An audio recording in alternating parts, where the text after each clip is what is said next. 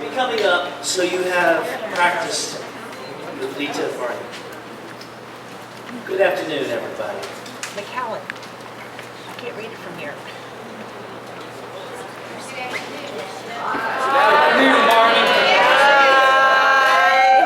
I was actually stopping to cry. Oh. Grace, if I cry, I'll be back with us, okay?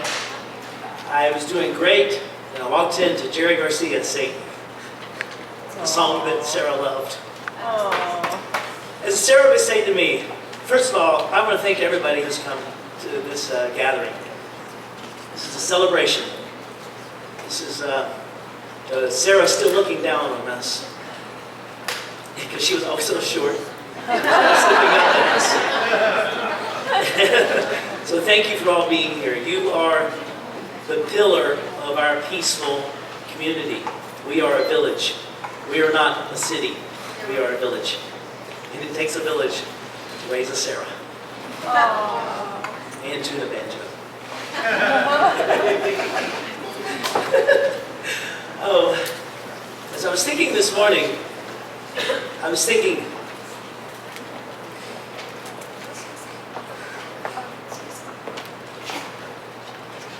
this celebration could be for me. This celebration could be for Lita. This celebration could be for you. What have I left? That's what I was thinking. And I thought of all the beautiful things that Sarah left me. So she's done good. Have I done good? Have I done what Sarah would do? Some people come into our lives and leave footprints on our hearts, and we are never the same. Because of Sarah, I'm not the same. And if I was to start crying in her celebration today, she would look at me and say, "Barney, what the flip?" She would say flip. She'd say, "What the sugar?" It helps me to believe that she's not gone. She is still here in our presence. She's in my shaker cans. She's in the orchids that Vince brought. He said she loved her orchids. His orchids that he grew for her. She's still here. It helps me to believe that she's not gone. In the sailing world, when we were sailing, Lita and I, you would never say goodbye. You'd always say, "I'll see you when I see you." Because she's not gone. As my daddy's not gone. He plays in the band in heaven. And now, Sarah's bugging him to play that song. And my daddy's just laughing and smiling with her. And she with him.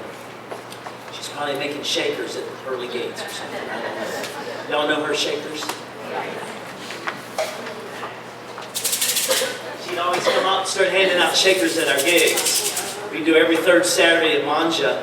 I don't know, the past year or so, Scott kind of got us involved with Jill, right? Scott, and that's the way it happened, to come pick mangoes because they were falling on the customers' heads. I'm a tree climber too, so that's how we got started. And then with Manja, and every third Saturday we play Manja. This is my second third Saturday not to get to play there because we're taking the summer off. It's just so rainy in there, and we're just a bunch of sissies as I've gotten more mature.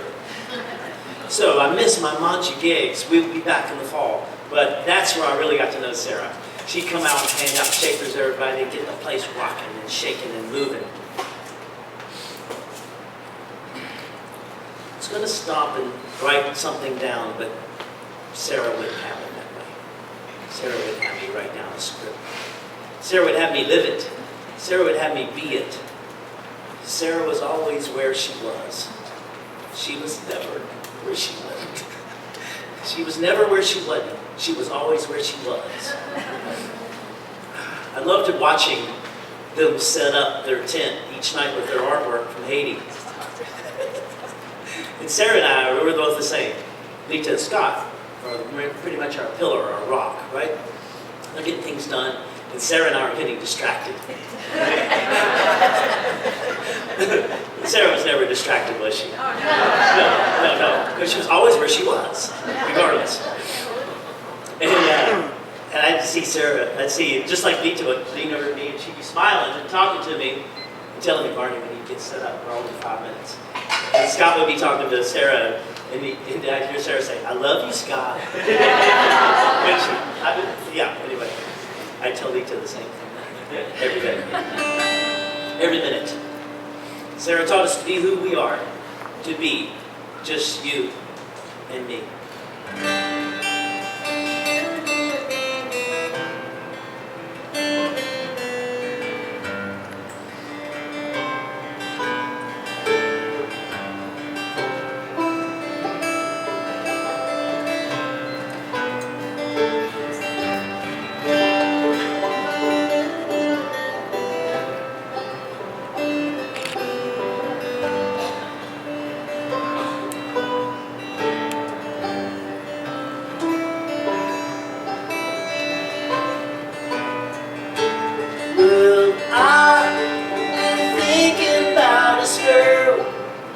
This big old fat round world, and the way you dance with me. I could fly away to a place within my mind where everyone's so kind. They fill me up with hope. I want to sing with you.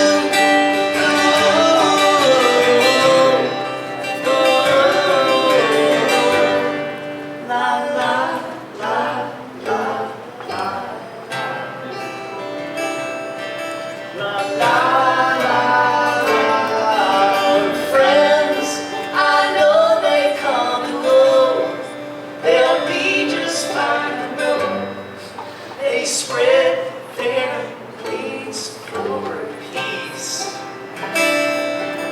and soar into their dreams where this big old world below goes rocking sweet and slow.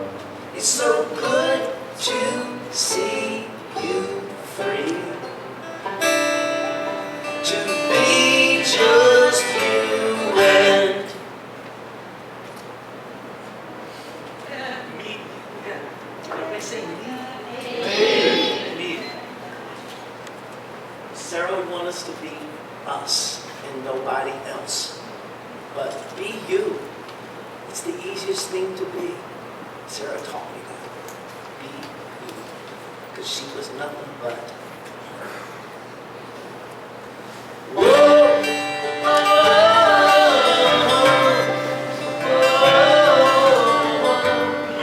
La la la la la la.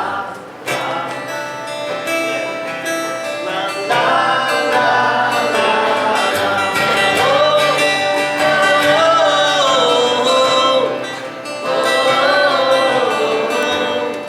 La la la la la. La la la la.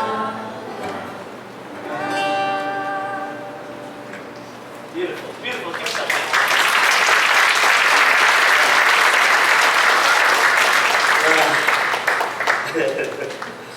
I think someone's going to do a song.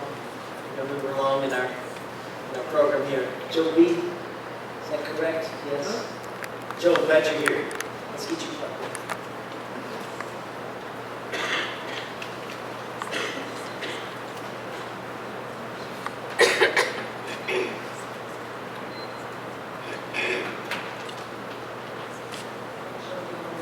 Check. My song begins with a story that has nothing to do with Sarah. I had this friend, Vicki Robbins, who she had a sickly little dog. And in order to remind her dog to take his medicine, she would play one of my songs. And every time he heard the song, he'd run up, take his medicine. And wasn't that sweet? I thought it was sweet until I learned that the dog passed away. And she was so upset. She called me. She was crying. She was telling me how she was looking at these photographs of her and the dog, and how she didn't know if she was going to be able to move forward, or even ever get another dog. Well, I told that story one night at Manja when I was playing, and Sarah heard the story, and she had just lost Shaggy, who was the sweetest little thing. And so whenever Sarah came in, she would say to me, "Joe, play that dog song." And I would. You know, it's a sad song, but it's not. It's about a dog. Just remember that.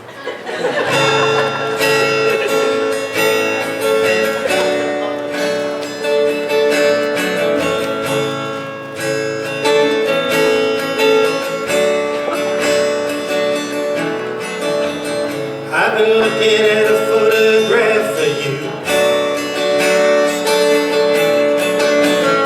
and I wonder if you know what I've been going through. And I wonder,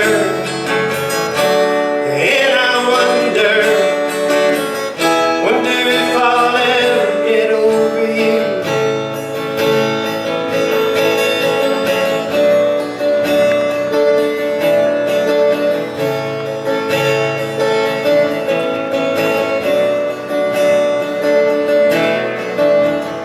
I've been looking at an album from our past.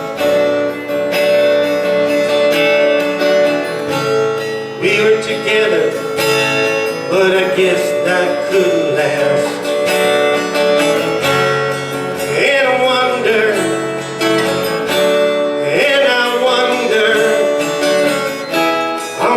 how it slipped away so fast. You're still so near and yet so far.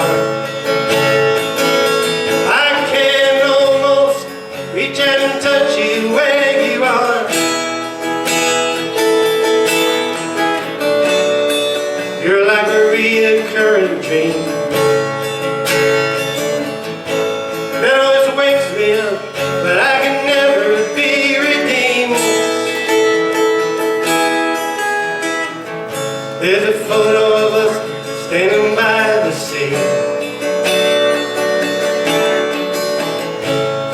We both look happy, I think you would agree.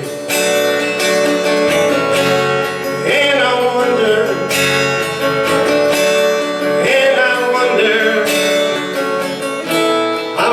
if you ever think of me.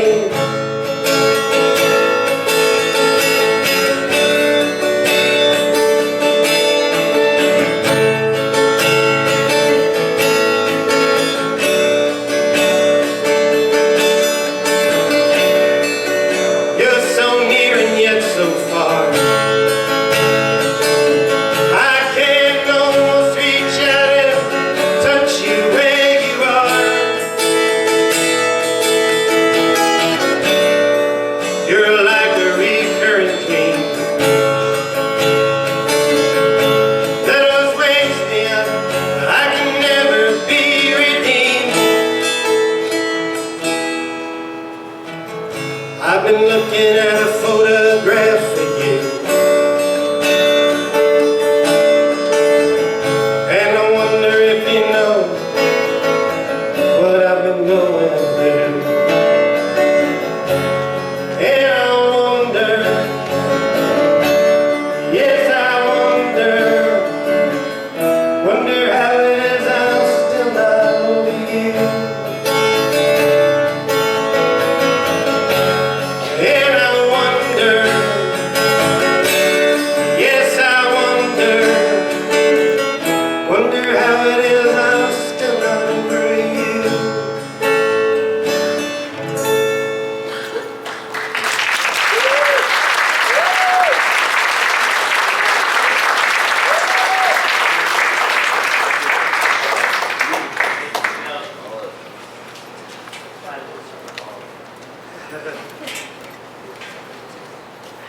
Sarah had all of her favorite songs, didn't she? John and Tony. I think John and Tony, yes, composed a song. Beautiful. It was so special, whether it was bad or good. She hated my song, Funnel Cake. She hated that song. So then, one rainy morning, on Sunday morning, we said, hey, we need a crew to come over and sing the backup vocal parts, like the audience. Bob, Renee came over, Scott and Sarah came over, and they did the backup vocals. The CD will be released, I hope, within the next, I don't know, 10 years. You know, musicians. We do have a recording of that. And from then on, she liked the song, because now she was a hero in it. She was a vocal hero. All right. This is a song that apparently she sang at karaoke and never lived it down, so it won't be as goofy as that, I'm sure. But we'll try. Hey, Jude, don't make it bad. Take a sad song and make it better. Remember to let her into your skin, and you begin to make it better.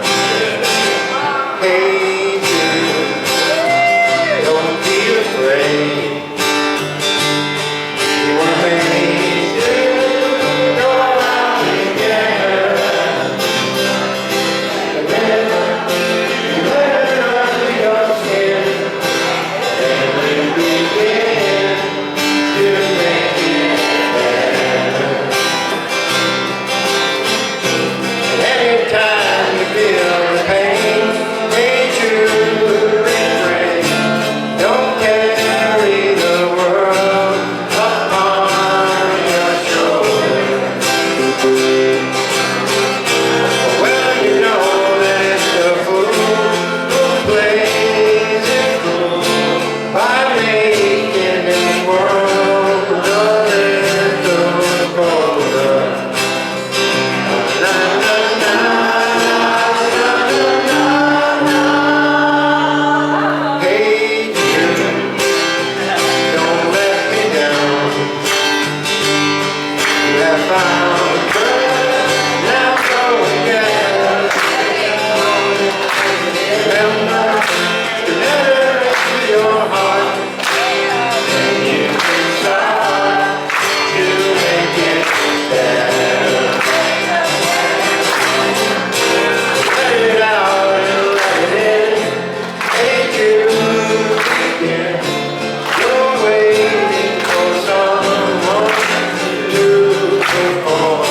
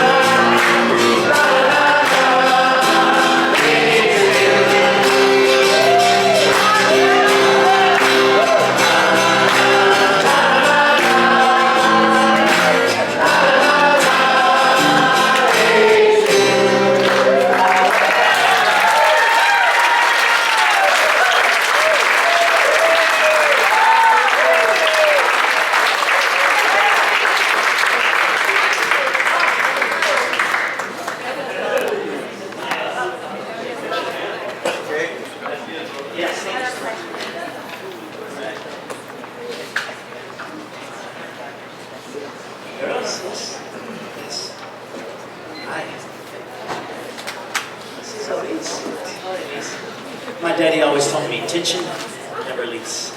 Tension, never release. Never release. Elise just flew in this morning from New York.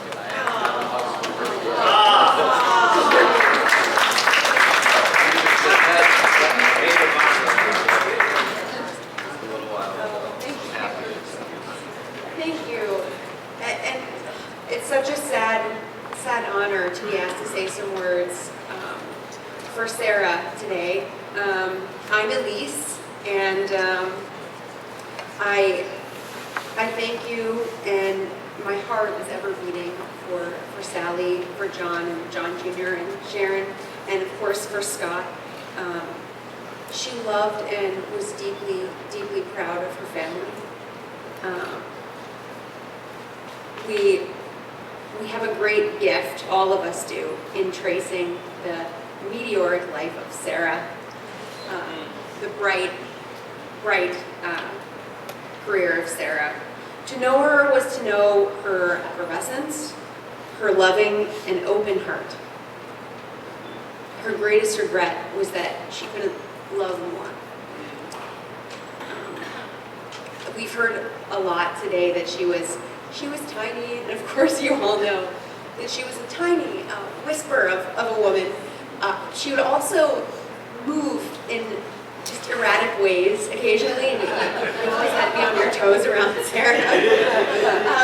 And I also, just a strange observation, she could bend herself into the strangest proportions and positions, and I just marveled at watching her sit and occupy space in all these weird ways and seem so comfortable with it.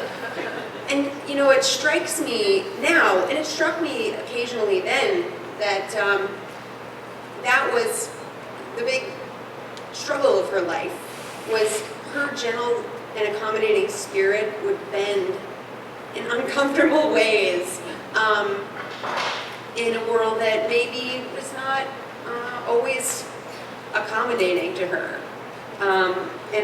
And she seemed to understand love so much. Elton John's image of Marilyn Monroe, I'm sure she would love to hear, is really, really applicable to Sarah. She's the candle in the wind too, burning ever brilliantly. Sarah was a soul who wouldn't sit still. She had too much to try out and to try on, to say and to hear.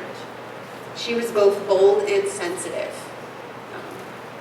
And so she has moved on, I believe, to try her inexhaustible energies in other realms. And for that, for her unending love and energy, we will remember her always. So this is only goodbye for me. Thank you.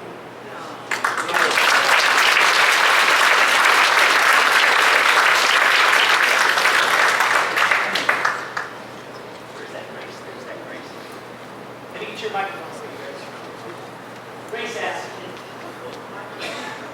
All rock stars hold, right? Grace?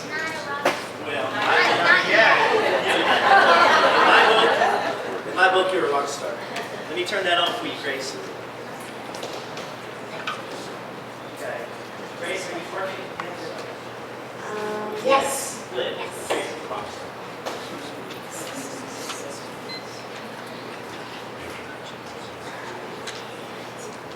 Hey everybody, I'm Jen, and this is my beautiful daughter Grace. Hello. We were really close to Sarah. We loved her very much. We were in her wedding. Gracie was her flower girl, and last time I was up here, I credit called to her and Scott. And when I was thinking of what to do for this memorial, I remembered a song that I liked. It was important to me a long time ago, and I shared it with Sarah. You know, she always loved new music, like turn around to something good. So when I was thinking about what I should do, the song came to me. And I don't sing at all. I've been taking lessons actually with Mary, who's amazing. And Give her a big round of applause. Mary.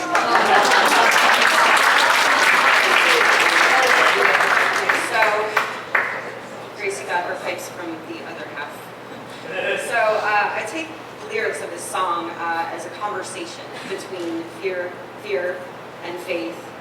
and the struggles that Sarah had that I and many others tried to help her with as she tried to help us with our struggles as well, because that's who she was.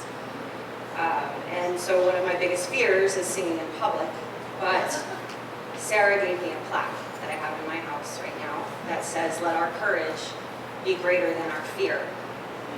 So this is for you, Sarah. This is called Always Midnight by Pat Monahan.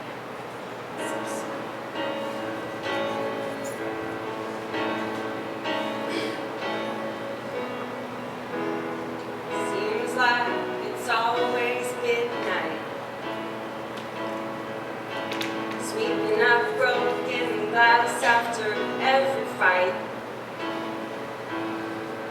The sound of a train that I could have been on reminded me the last one's gone. With you, it's always midnight. Are you blind? Can't you see me standing here waiting in line for you? Are you mine? Not just when you wanna be all of the time. Are you mine? Don't you see me standing here? Won't you tell me what it is I'm waiting to find? You're right, I must be crazy. Here I'm getting high, I'm here pretending I'm in love. The sound of your heart, my head on your chest, dropped your hands to your sides and gave up. Rather be crazy than right tonight. Are you blind? Can't you see me standing here waiting in line for you? Are you mine? Not just when you wanna be all of the time. Are you mine? Don't you see me standing here? Won't you tell me what it is I'm waiting to find? A way to get back to you, a way to get out of here. 'Cause I don't wanna be alone at midnight anymore. How do I get away? I wanna see you in the daylight. 'Cause I don't wanna be afraid of midnight anymore. Sound of a train that I could have been on reminded me the last one's gone. You, it's always midnight. Are you blind? Can't you see me standing here waiting tonight? Are you mine? Not just when you wanna be all of the time. Are you blind? Don't you see me standing here? Won't you tell me what it is I'm waiting to find? With you, it's always midnight.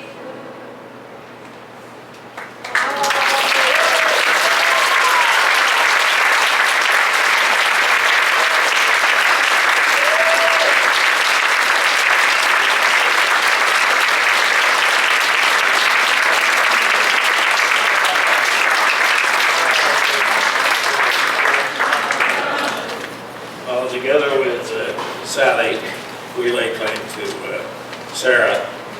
I want to remind you that chromosomes come 50-50 each of us. But you also know that environment has a lot to do with the interaction with chromosomes. So you all were the environment to put those chromosomes to work. Otherwise, they just sit there. I thought I made a mistake when I walked in. I'm 80 years old, my son just gave me a wonderful party, Sarah was there, and I don't suppose any of you have ever noticed it, but one's memory, sense of time begins to get distorted. I mean, smart people like Einstein talked about time getting distorted, but at any rate, I thought maybe this was Monday and I was in Cleveland. With the number of you here just gives testimony to the kind of person Sarah Glass, Linde was and is. I'm going to be on Shark Tank, you know the show. And my invention is going to be sunglasses with windshield wipers. So if I start to tear up, I'm going to throw them on, but I haven't got the windshield wiper project on. I talked about Sarah a lot over time.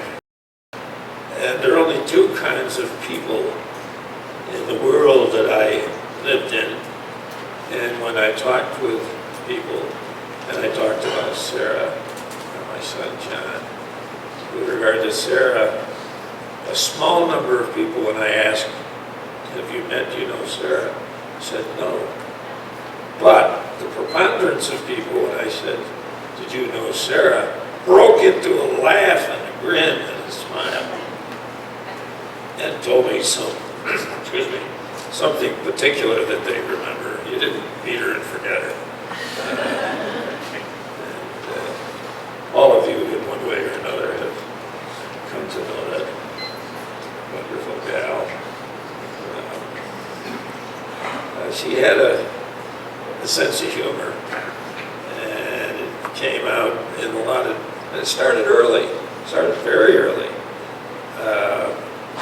Her older brother, John, unfortunately, was her way of testing her humor. Sometimes it got kind of tough. And sometimes the humor was just extemporaneous. I wanted to capture some of the wacky things she'd say on a tape recorder. She was about 3 or 4, and she'd knocked out one of her front teeth doing something silly, I'm sure. So she had a little bit of a lisp in her voice, something like this. And I wanted to get her comments on tape. So I bought a tape recorder. And we got it home, and I was trying to make it work. She grabbed it from me and said, Daddy, you're going to use up all the film. He wanted some time on that tape recorder. And then on Saturday mornings, we often went to the local hardware lumber store. Sarah went along. And I did my shopping one day and couldn't find her. That wasn't unusual because she had a tendency to wander and talk to strange people and make friends. I looked all over, couldn't find her. And all the people in the store looked over, couldn't find her. There was a little snow on the ground, and there was a brook running near the hardware store. And after what seemed like a long search, couldn't find her. All of a sudden I thought, oh my God, she's fallen into that brook.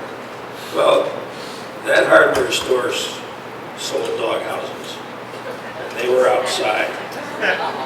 About the time I was ready to call the police, she peeked out from the corner of another dog house. She went in, stayed in for a while.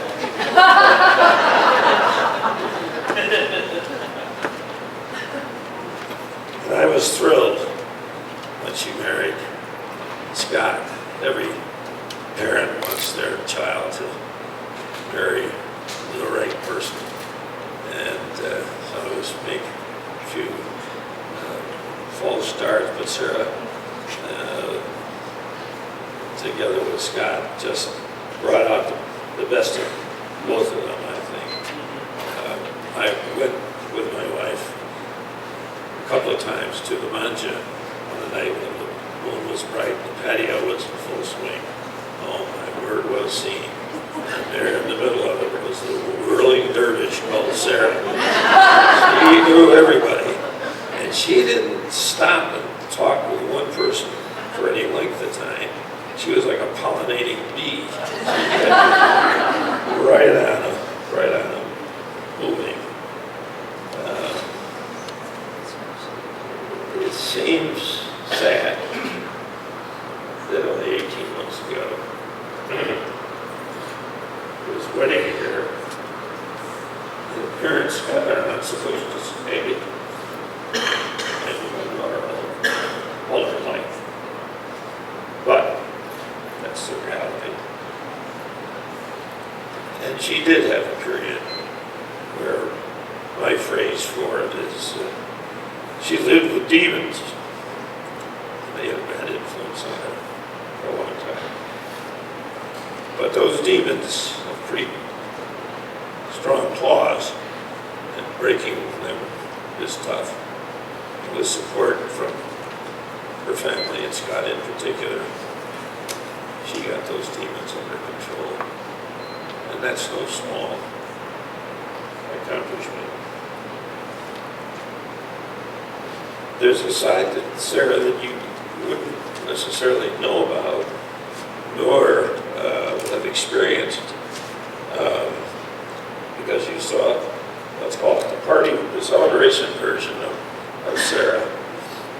But she graduated from Ohio University 1 year ago, and she had to have an internship to graduate. And she called me at work, and I was very well connected in the healthcare community and the RI executioners in general. She said, "Dad, oh, can you give me an internship? I gotta have it fast." Of course, she waited until the last minute. Well, before I put my daddy power to work, she called back, and she had gotten herself one. She called, I don't know how many of you, I spent most of you heard of Perkins School for the Blind. It's a very famous Lincoln school, and it's where kids who are blind, deaf, or both come. Many of them are there because their parents can't handle them. And Sarah had gotten herself an internship there and turned it into a full-time job. 15 years later, by the time she left, she was a senior teacher. Didn't break 5 feet, or triple digits in weight, and they still gave her some of the biggest, floppiest kids. In fact, I think there might be some pictures of her in the book there. But a couple of times I went to school to watch her in action. Amazing. And this girl who grew up without a whole lot of chores she had to do to earn her living. Was right in the thick of things. These kids would fall on her, spit on her, whatever, and she loved them to pieces. And it takes a special kind of dedication to do that. And Sarah had it, and the parents loved her, and the kids loved her, and she took pictures. And that's a side of her that I'm very proud of, and you might not have heard. There's that Sarah.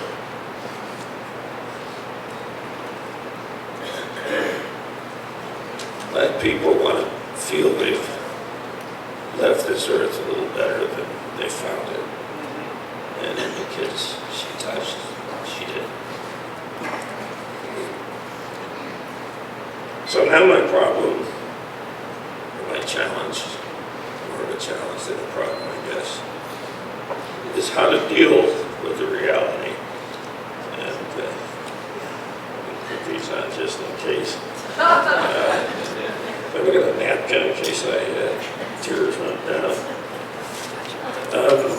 You may have heard this reading before, but to me it's sort of an instruction book, a map on how to move forward and deal with Sarah's death.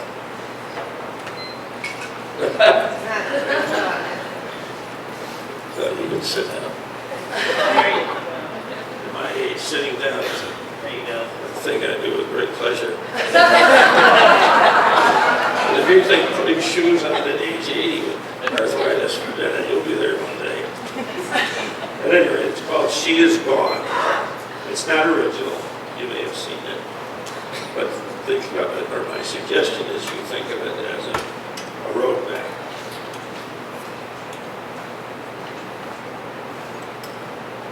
We can shed, I can shed tears that she's gone. Or we can smile because she was here.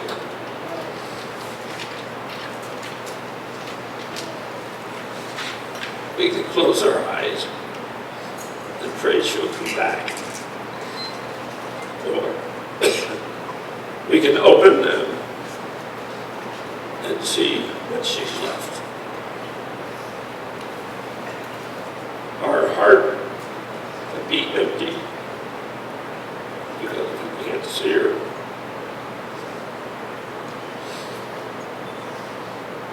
But we can still feel the love that we have shared with her. We can turn our back on tomorrow and live yesterday. Or we can be full, appreciative of the love we share. We can remember only that she's gone. We can cherish the memory and let it live. We can try.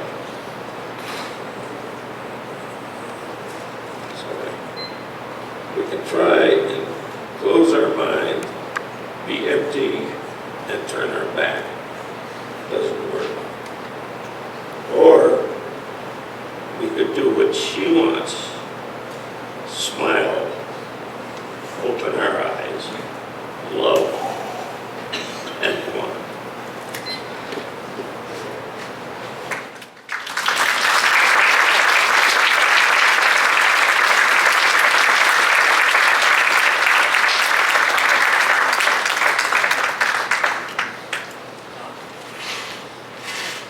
Hey, John. Is my dad great? Yes. You got a mom, this is great.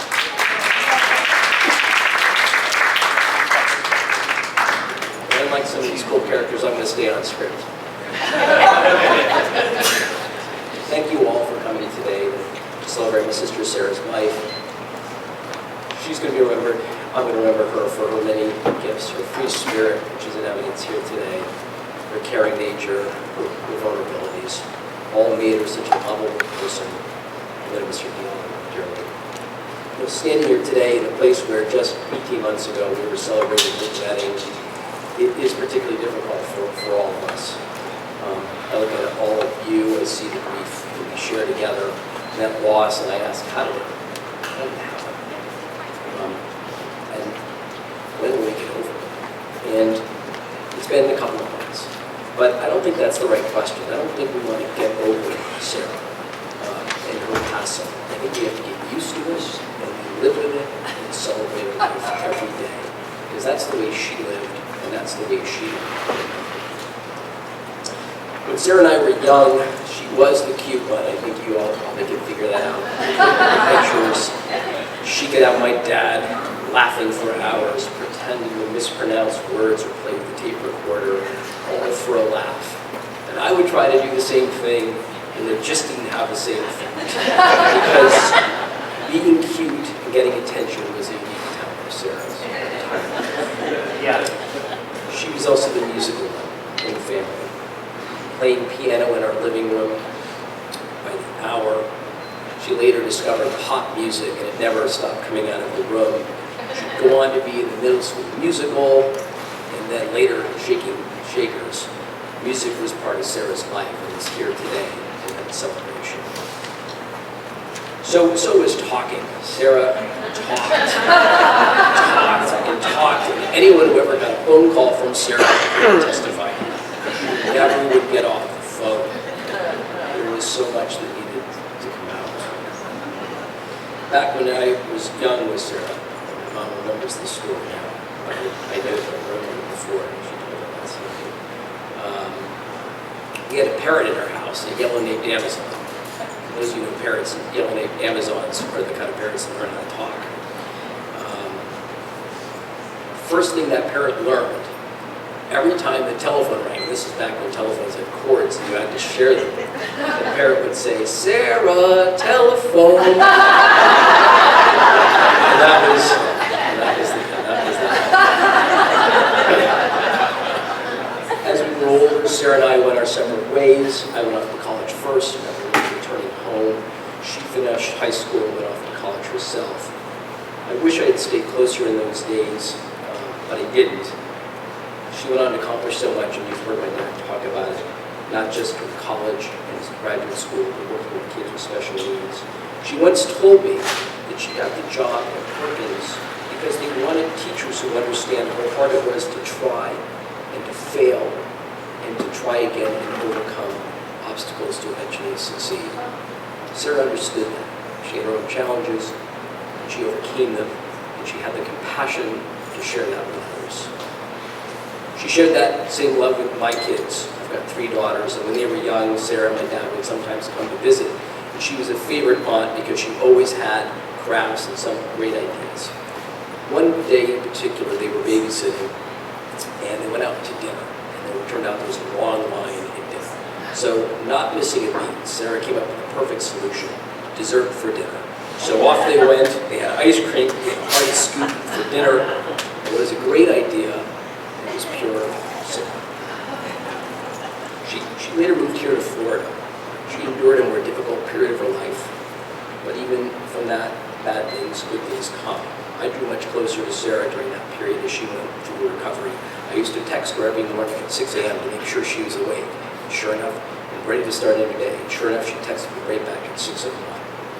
My mom and Sarah were close sisters at times, and my dad, he was in nearly daily contact with her, offering unending support and love to Sarah, and Sarah giving that support and love right back.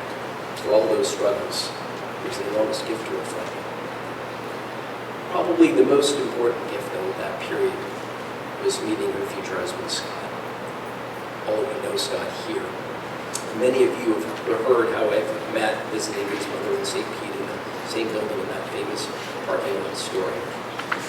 Their friendship quickly evolved to romance, and as he has recounted many times, and I've heard it as well from her, that they saved each other's lives.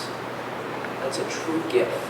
It's a proof that God's grace is at work in each of us, finding each other just the right moment. After learning of Sarah's passing, I sent a note out to our immediate family and read in part, Sarah lived a good life, albeit far too short, but her last few years were her happiest, I think. Married to a great man in this wonderful community, in a big house full of animals, and a business of her own. She had a dream. The more I think of it, the more I think it's true. You think, I've seen firsthand how much Sarah loved about this place, this community, and this would be the exact celebration she would have. And Scott said in a obituary recently, they had found a community that they loved and loved them right back. How many of us who don't happen to be fortunate to live in Gulfport wish we could say that? The last week of Sarah's life, my dad and I came down and joined my mother down here. Once again, she brought us together, despite the circumstances, and it was a wonderful week in many ways. It was the longest time I'd spent with my parents in years. It was the first time I'd spent Mother's Day with my mother, and I can't tell you how long. My dad and I were bachelor roommates together. It's also a time to get to spend with Scott, a great guy. I can't imagine being a partner for my sister. For over a month, when Sarah was sick in the hospital, he was there every day at 7 a.m., by her side, advocating for her, supporting her, and comforting her. Sarah was blessed to have Scott in her life, and we were blessed to have Scott in our family. A few weeks ago, my mom, cousin Catherine here, and my wife and daughters traveled down to Virginia to visit with my grandmother who's still living down there. For 15 years, this had been an annual event for them, a girls' weekend, where they'd stay up late, tell stories, watch old movies. It meant so much to her. In fact, when Sarah was in the hospital and could no longer speak, she had a whiteboard, and she wrote on that whiteboard, "Must get to Virginia." This trip was coming up in a few weeks. So there behind the cottage that she loved so much, we scattered some of her ashes, and then we released 49 leaves to grow on, adorned with butterflies, which is an ancient sign of life and rebirth. It was a beautiful day in Virginia, with the beautiful sunny days you have here, and those balloons floated up into the sky. So Sarah, you did end up getting to Virginia, and this time you get to stay. Comes now time to say goodbye to my sister. This is in fact the third time I've had to go through this, and it's difficult, but in many ways I feel wonderful. went to participate. I asked the question, why did we lose her? And I don't think it seems fair. As I tried to make sense of that, though, I turned it around and said, why did we get her in the first place? She was a gift. She was given to us to teach us to smile more often, and to laugh at ourselves more often, and to love more often. She was given us to teach how we can and will overcome our shortcomings. She taught us to live better, to dance more, to shake those shakers she liked so much. And above all else, I think Sarah taught us, and certainly me, that life's a gift that we have, and that life is precious and short. She taught us that use our time well, to use it to brighten the lives of others, as she so often did. So I'll never forget that smile, the embrace, the humor, and that spirit of life. Her life may have been short, but it certainly wasn't dull. It wasn't ordinary. So long, Sarah. Just before you passed, I sent you one last text asking you to please watch over me. I needed you to. All of us in this crazy world need you too. I hope you're better, and I hope you do. Thank you.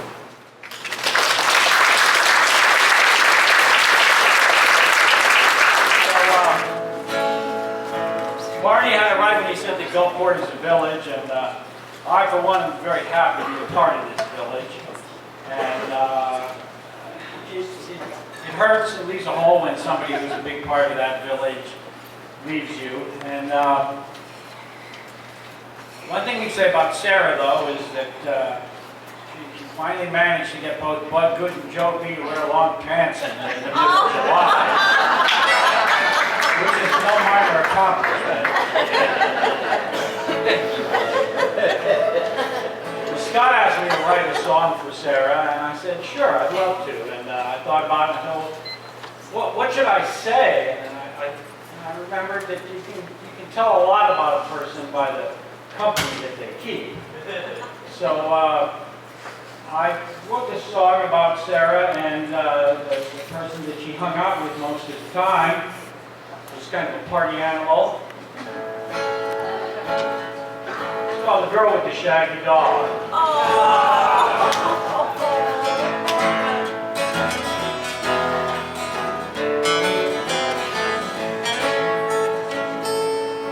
Well, I'm crazy about the girl with the shaggy dog.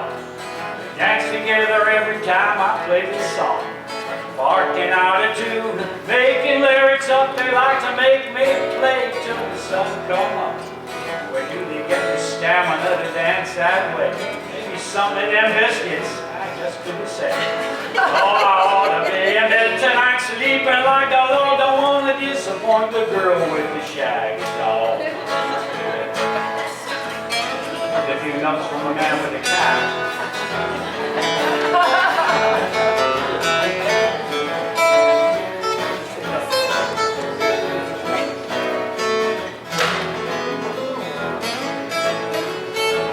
Cat's got canine aspirations, though.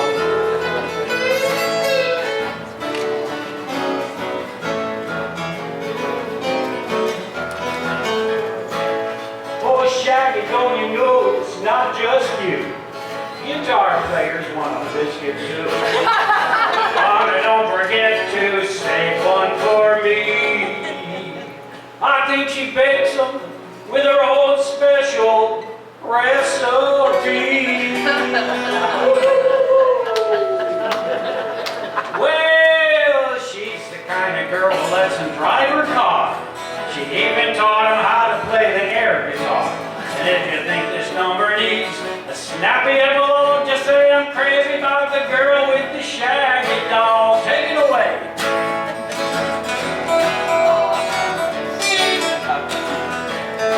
Yeah, you can tell a lot about someone by the company they keep. In the case of that old shaggy dog, one thing's sure, he likes women who like a good party.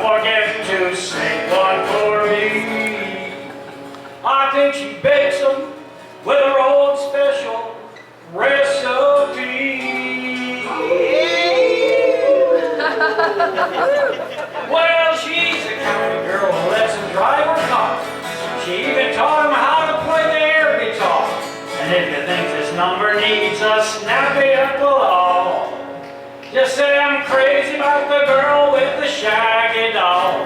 Crazy about the girl with the shaggy dog.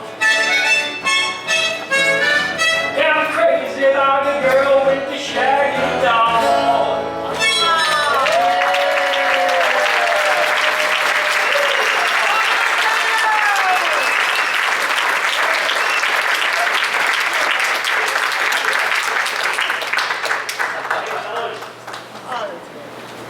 As people never really die, they leave their bodies to continue their spiritual journey in another form on another plane.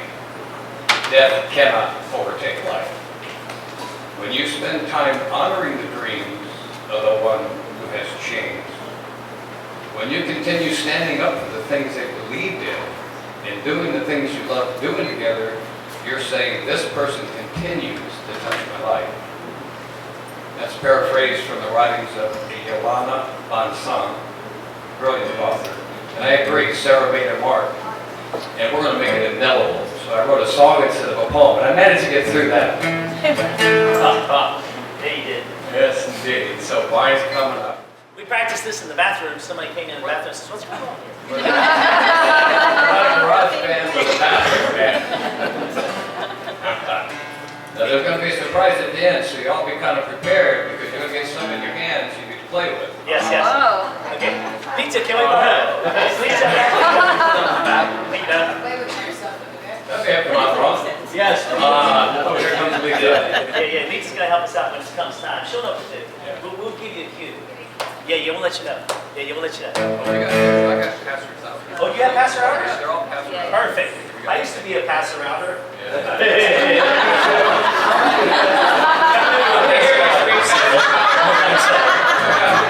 Lord. I found myself laying in a bush by a swimming pool in an apartment complex one time, and somebody comes in, hey dude, I know you. You live next door. It wasn't the first time. But, oh my, we're going to, oh, this is so exciting. This is exciting.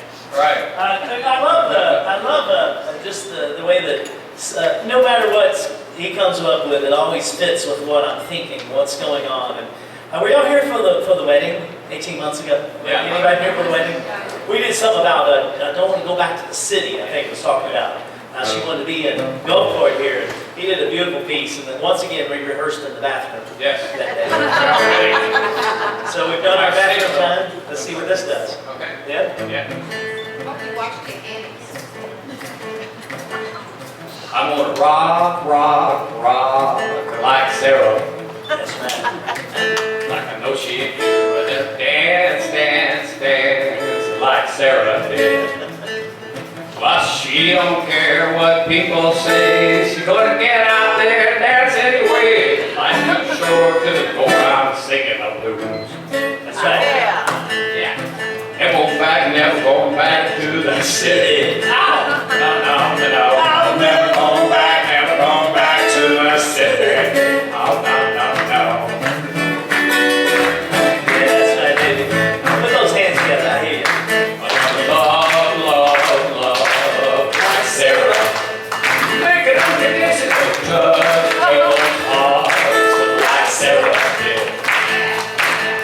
I'm gonna do it here and now. I'm never gonna grow in the clouds. Like hungry, naked, busted.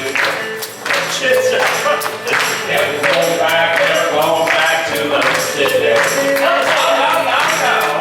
Never going back to the city. We'll live in this village.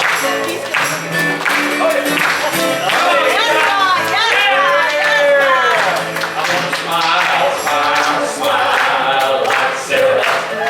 She lit my heart. Lights on my eyes like Sarah. Feel your pain with a gentle touch. Feel your soul, she'll be your crutch. But this little town, she left her mark on our hearts. But I never go back to the city. Never go back to the city. I know it's too cold. Oh yeah. I'm gonna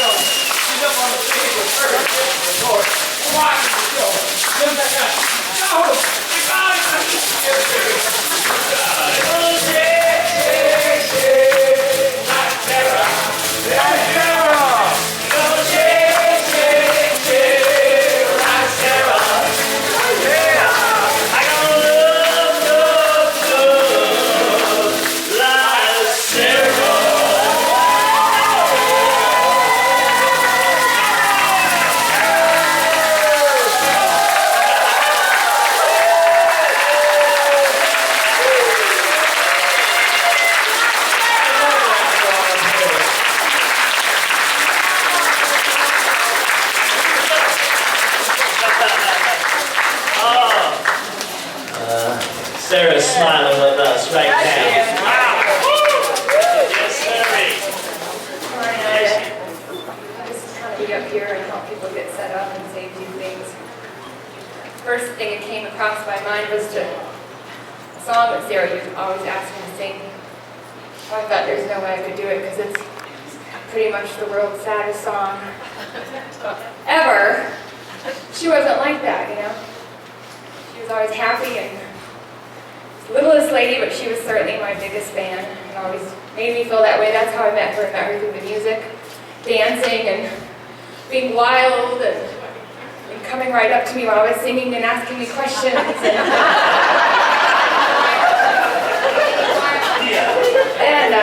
I've never been this nervous before, but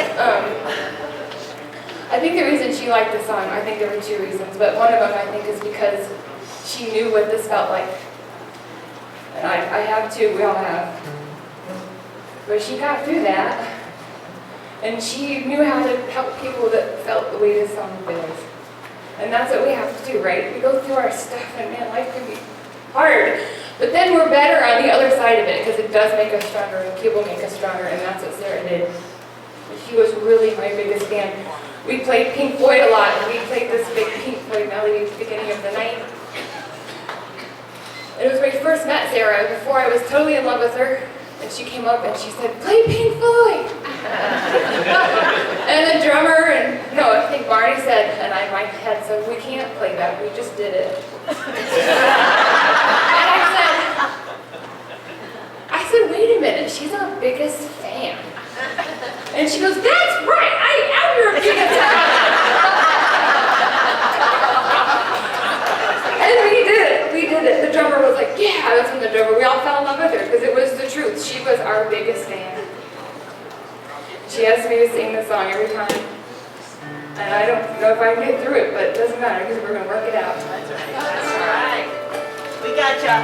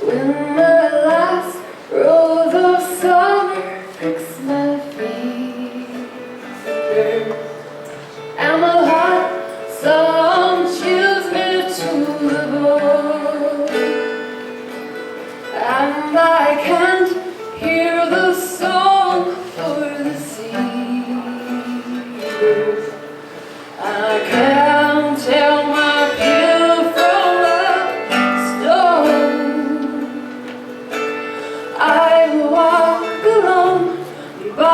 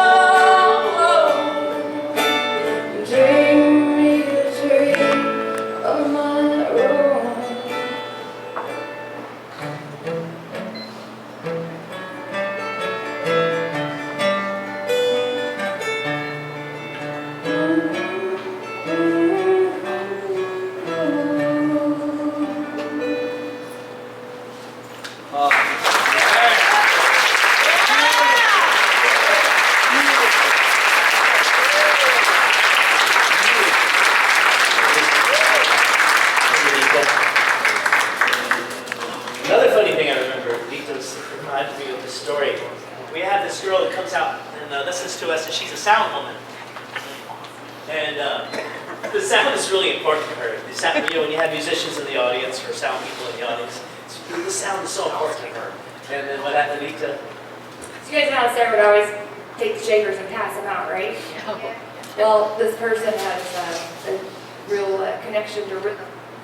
Sorry. Person that's in the crowd, that was in the crowd, and so Sarah had all the shakers, and she was going around from table to table and passing them out, and these two people at this table would say, me, and take the shaker, and then when Sarah walked past her, they'd take the shaker and they'd stick it under the table, and then Sarah would go back on stage and pick up some more shakers, and they'd go, me. They would take shakers.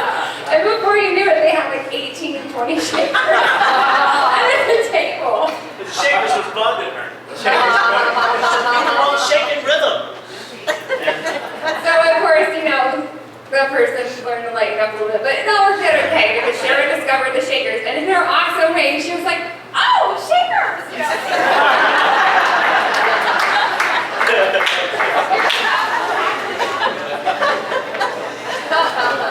It didn't matter if you were in rhythm or not. We know that. It doesn't matter. That's what we are about, and that's what Sarah's about. You don't have to be in rhythm. We'd always do this song too. I think Scott and Sarah had heard it in the Caribbean or something. So, this is your chance to shake again with us. And feel free to get up and dance this one. Sarah would always get up and dance. Feel free to turn around, stand up in your seat, whatever you want to do. Well, the night comes and the land is dark and the moon is the only light I see.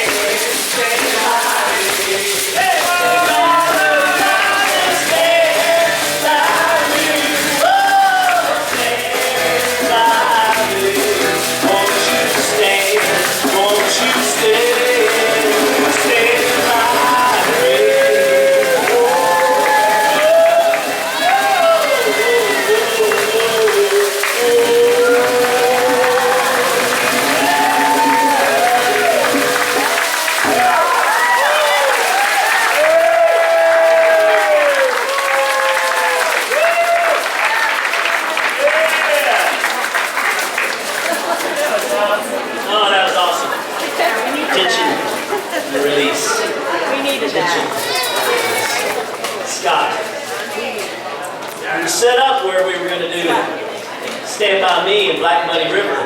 Anita didn't read the program, so I'm glad she didn't because it's more appropriate, I think, to do Black Muddy River and then come into it with the power of joy. Yono Oko, I was listening to a speech. Yono said, we have no time to be negative. We have only time to be positive to change this world. And that's what Sarah would say. If I would stand here crying, she'd say, what the flip?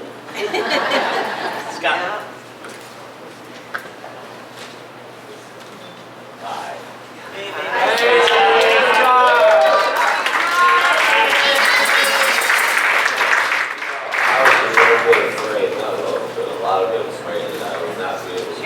right, we can't hear you.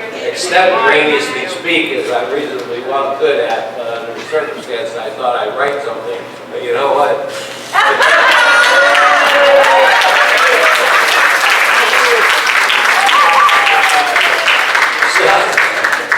Thank you. First of all, I'd like to thank everybody for being here, particularly our people who flew from long ways away. We have people from Chicago, Boston, Phoenix, and New York. You came just for this, just for Sarah, just for us, just for me. And my family is here. My family is all here.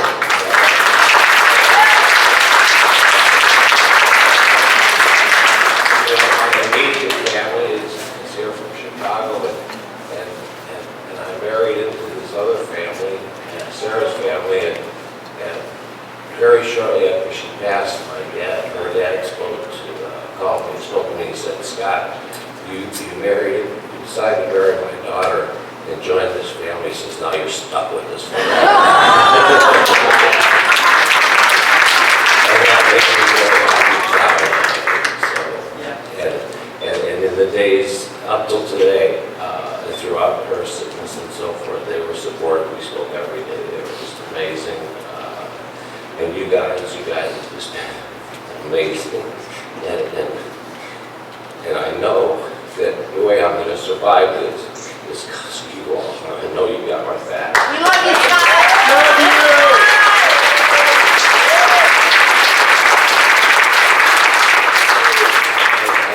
We kind of planned this thing and didn't really know where it was going. You organize it the best you can, and then you let it just take its course. And this is cool. I mean, this is. You got it, man. You got it. You find anything wrong with this, I'm done. There might have been some pertinent points on those papers. Let me check real quick.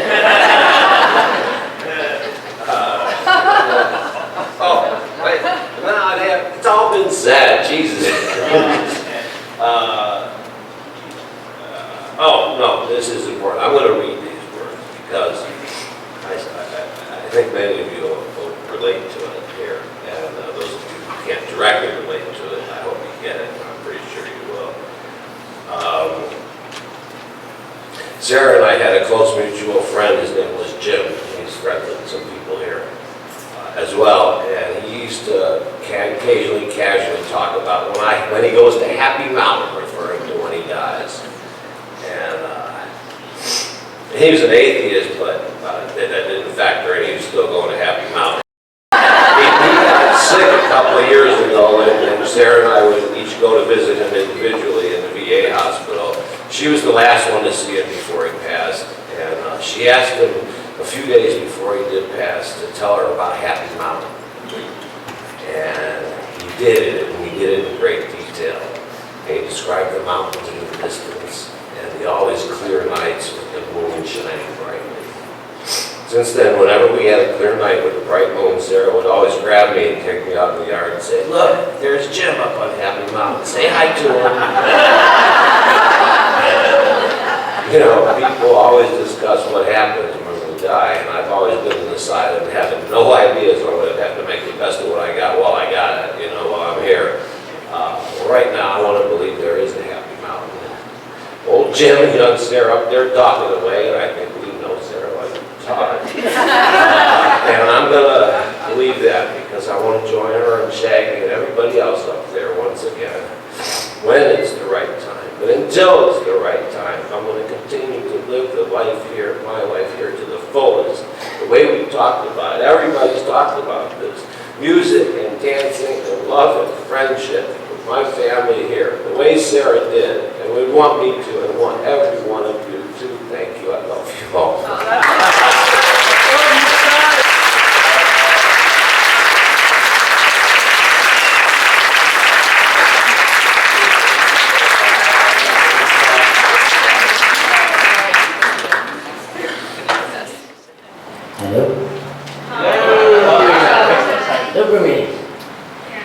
Okay, so before I play this song, by the way, I didn't get to pick my song.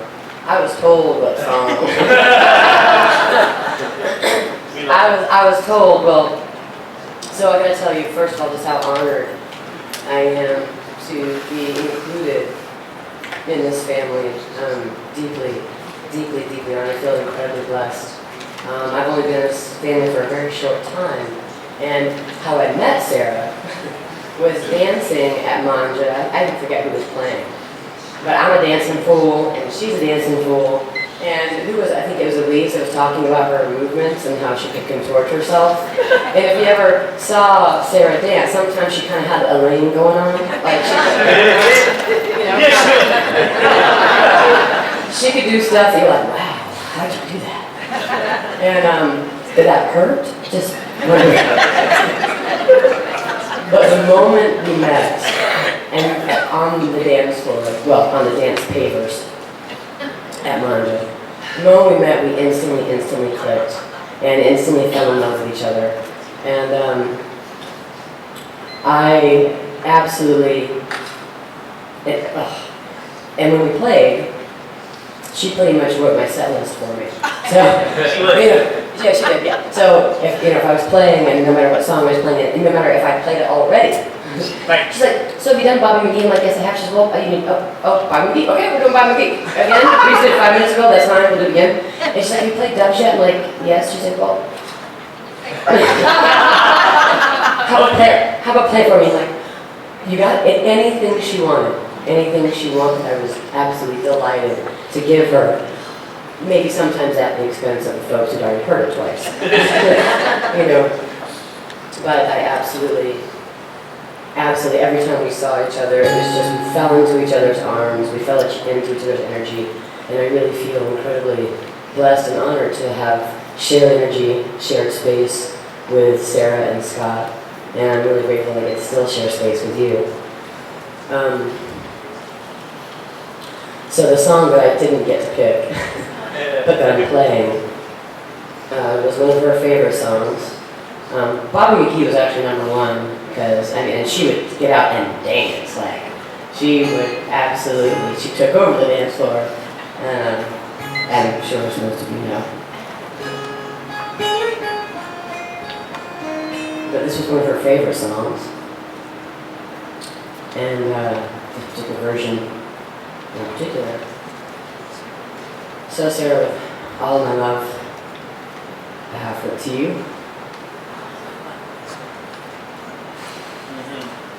Hold together, sister. Hold together. Hold it together. Bring this sister. Hold it together, sister. I love you, Sarah.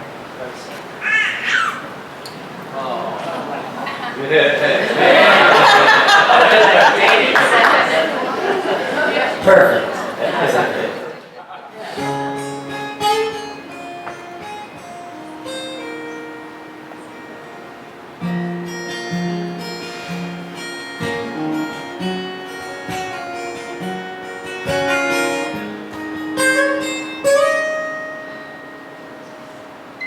I heard the world's a secret chord, David played and it pleased the Lord, but you don't like it for music, do you?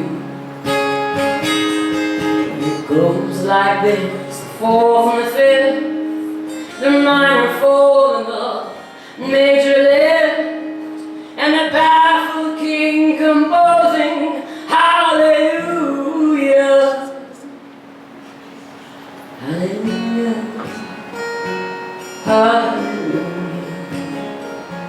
hallelujah, hallelujah.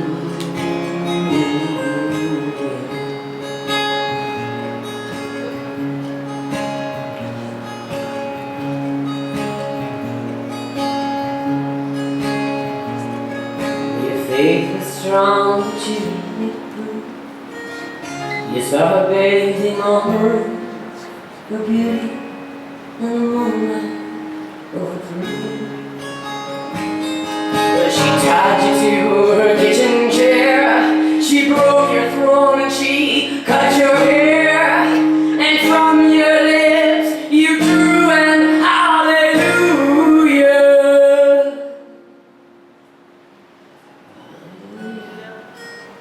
You said hallelujah. Hallelujah. Hallelujah.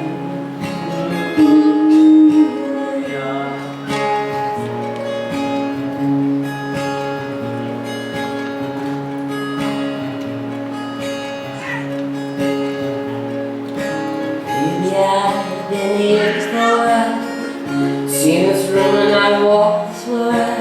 Used to live alone before I knew. But I've seen your flag in the marble arch, and love is not a victory march. It's a cold and it's a broken hallelujah. Hallelujah. Hallelujah. Hallelujah.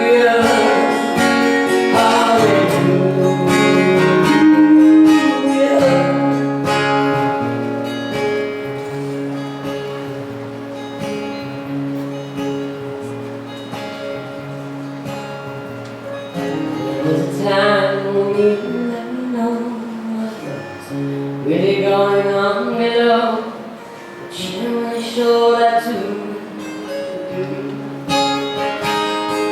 And I remember when I moved in you, and the holy dove was moving too, and every breath we drew was hallelujah.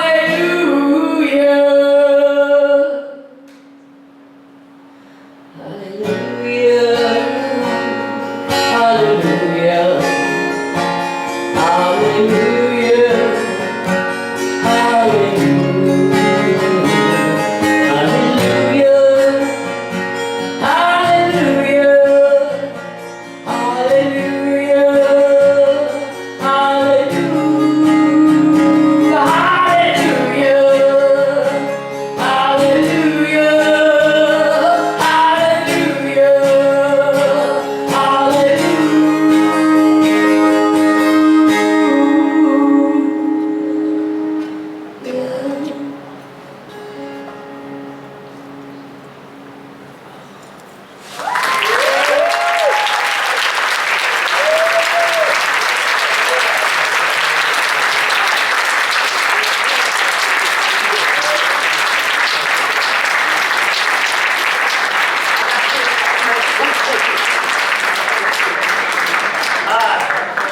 You've been sitting for an hour and 45 minutes. Thank you so much. It seemed like 5 minutes to me.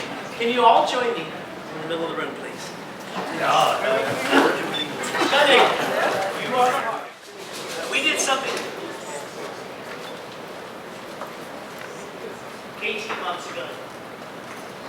And we all got up out of our chairs at the wedding.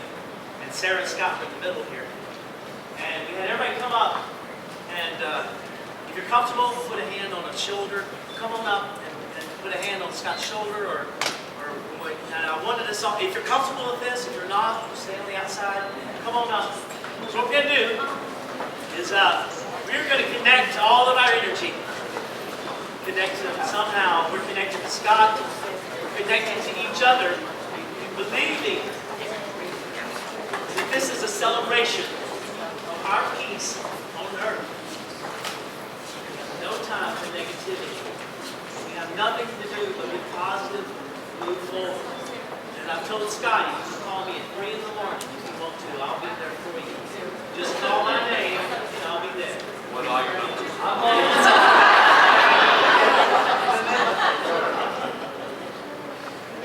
What I'd love to do is just gather in this silence right now. I want you to feel your heartbeat. I want you to feel peace.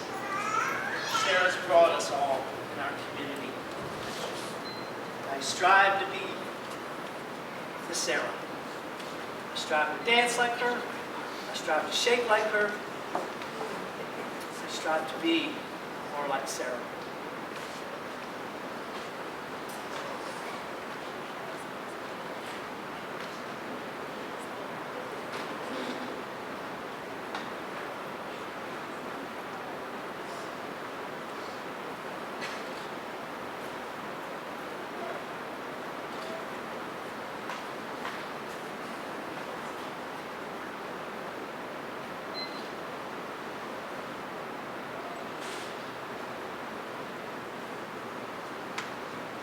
when I feel cold.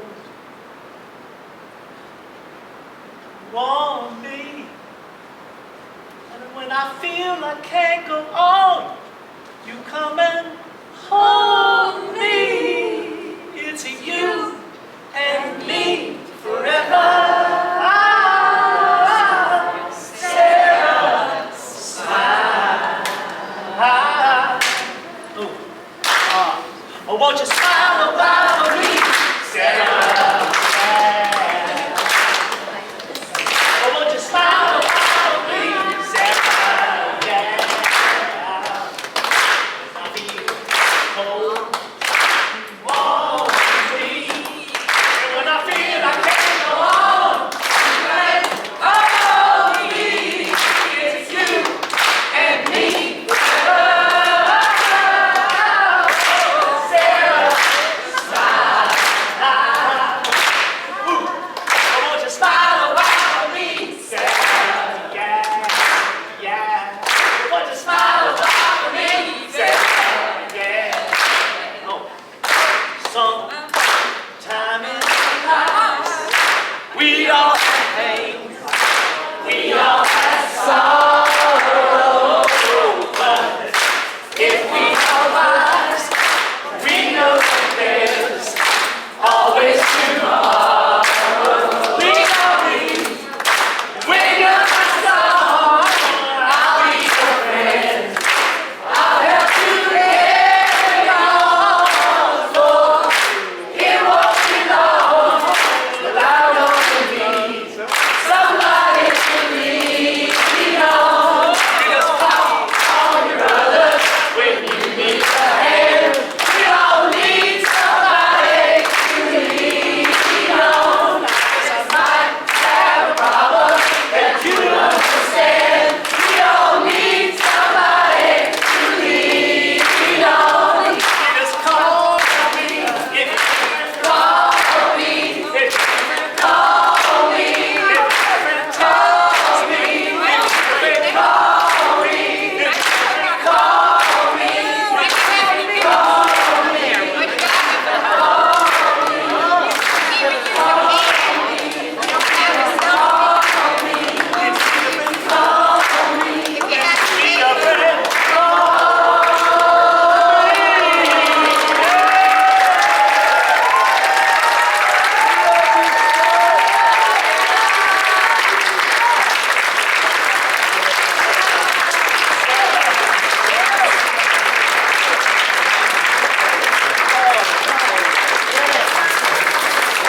I think what we're gonna do now, we're gonna step outside. Yes, let's do it. Want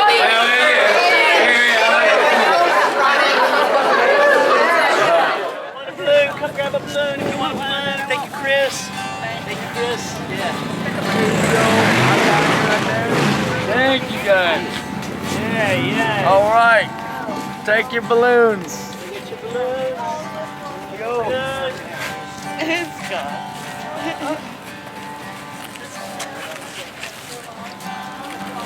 I've got more. I've got. Would you like some more? Would you like some more? There you go. Balloon.